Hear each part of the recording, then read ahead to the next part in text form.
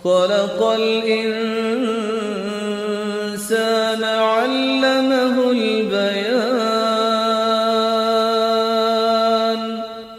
کچھ لوگوں کی جو دانتوں کی ہڈی ہوتی ہے وہ نیچرلی پلاہٹ کی طرف مائل ہوتی ہے، یعنی کچھ لوگوں کے دانت بہت چمکتے سفید ہوتے ہیں لیکن کچھ لوگوں کے پیلے بھی ہوتے ہیں.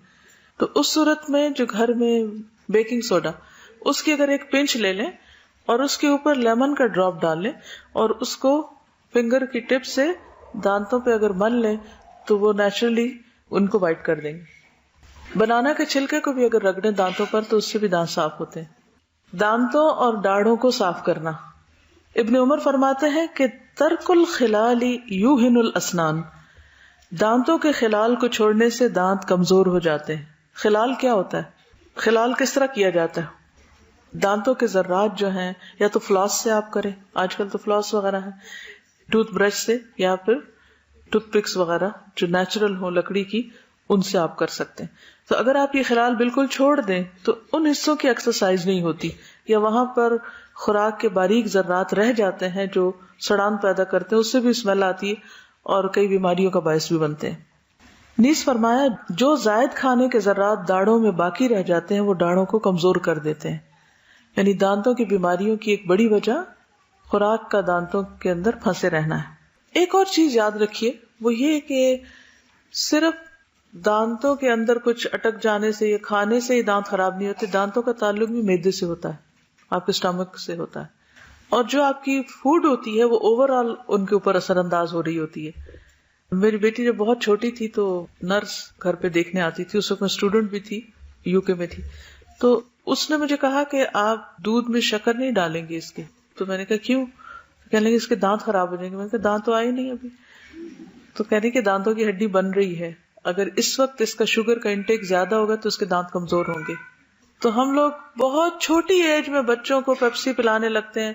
بعض مائیں تو بوٹل میں بھر کے پیپسی پکڑا دیتی ہیں بچوں کو پینے کے لیے. یا پھر سویٹس، یعنی کہ بچوں کو انٹرٹین کرنے کا واحد طریقہ جو ہمیں آتا ہے وہ کیا ہے؟ کینڈی. کیونکہ وہ خوش ہوتے ہیں اور ہم ان کو خوش کر کے دل جیتنا چاہتے ہیں ان کا اور انہی کے ساتھ ظلم کر رہے ہوتے ہیں. تو اس سے بھی بچنا چاہیے. اس کے آلٹرنیٹ دیجیے، کھجور دے سکتے ہیں، بنانا دے سکتے ہیں، کچھ اور دے سکتے ہیں. منہ کی صفائی کے لیے مسواک بہترین ذریعہ ہے. مسواک نہ صرف منہ کے تمام حصوں یعنی دانت، زبان، حلق، گلا، سانس کی نالی اور خوراک کی نالی کے ابتدائی حصوں کے امراض کے لیے بے حد مفید علاج ہے، بلکہ ثواب کا ذریعہ بھی ہے.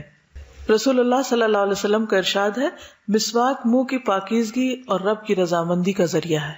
یعنی جو شخص اپنے رب کو راضی کرنا چاہے وہ اس نیت سے مسواک کرے. آپ چاہتے ہیں کہ اللہ راضی ہو آپ سے؟ ہم و غم ہے یہ، تو اس کے لیے کچھ ایکشن ضروری ہیں. انہی ایکشنز میں ایک یہ ہے مسواک. اکثر لوگوں کو مسواک کرنا بڑا ہی مشکل کام لگتا ہے کیونکہ بچپن سے کیا نہیں نا، طریقہ ہی نہیں سیکھا. میں سمجھتی ہوں کہ جب بچوں کے دانت آ رہے ہوں، بہت چھوٹے بچے، تو وہ کیا کرتے ہیں؟ ہر چیز چیو کرتے ہیں. اگر آپ ان کو نرم مسواک پکڑا دیں، کیونکہ میری ایک بیٹی نے ایکسپیرینس کیا ہے، بہت چھوٹے بچوں کو نرم مسواک پکڑائیں، ان کو اتنی عادت ہے مسواک کرنے کی اور اتنی خوشی سے وہ اس کو چیو کر رہے ہوتے ہیں کیونکہ اس کے اندر سے جو کیمیکل نکلتا بھی ہے، جو اس کا لیکوڈ ہوتا ہے، وہ ہارمفل نہیں ہوتا. ورنہ تو بچے پین منہ میں لے رہے ہیں اور کوئی گندی چیزیں منہ میں ڈال لیتے ہیں. لیکن یہاں پر عام طور پر سخت مسواک ملتے ہیں، ان کو نرم کر کے بھی بچوں کو دیا جا سکتا ہے. شروع میں ان کو نہیں استعمال کرنا آتا لیکن پھر کچھ عرصے کے بعد وہ شروع ہو جاتے ہیں، خصوصاً اگر بڑے سامنے کر رہے ہیں. رسول اللہ صلی اللہ علیہ وسلم نے فرمایا، طیبوا افواہکم بالسواک فانہا طرق القرآن.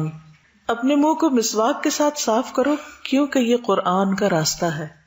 اللہ کا کلام پڑھتے ہو تم اپنے منہ سے. اب دیکھیے جتنے بھی مخارج ہیں سارے کہاں ہیں؟ منہ کے اندر ہی، یعنی منہ، حلق، گلا سب بیچ میں آ جاتے ہیں، زبان، دانت. اتنی خوبصورت بات ہے کہ یہ قرآن کا راستہ ہے. اگر منہ سے اسمیل آ رہی ہو اور آپ قرآن پڑھ رہے ہیں تو وہ اسمیل ساتھ والوں کو بھی جا رہی ہے، تو کیا فرشتوں کو نہیں جا رہی ہوگی؟ تو فرشتے دور نہیں ہٹ جائیں گے؟ تو کتنا ضروری ہے کہ مسواک کیا جائے. اور خصوصاً اگر روزہ رکھا ہوا ہو یا کوئی ایسی بیماری ہو جس کی وجہ سے آپ کو تکلیف ہو بیڈ بریتھ کی، تو اس صورت میں بہت ضروری ہے کہ آپ کثرت سے مسواک کرنے والے ہوں. ورنہ بعض اوقات دوسروں کے لیے اذیت کا باعث بنتا ہے. پھر وہی حدیث یاد رکھیں، مسلم وہ ہے جس کے ہاتھ اور زبان سے دوسروں کو تکلیف نہ پہنچے. تو زبان میں پھر اس کی صفائی نہ کرنا بھی ہے اور اس طرح دوسروں کو اذیت دینا. پھر یہ کہ اچھی طرح پورے منہ کو صاف کرنا چاہیے، صرف سامنے سامنے کے دانت نہیں بلکہ پورے دانت، باہر سے اندر سے، تالو، زبان، حلق، پیچھے تک، پورے مخارج کے جتنے بھی حصے ہیں ان سب تک مسواک لے جانا چاہیے.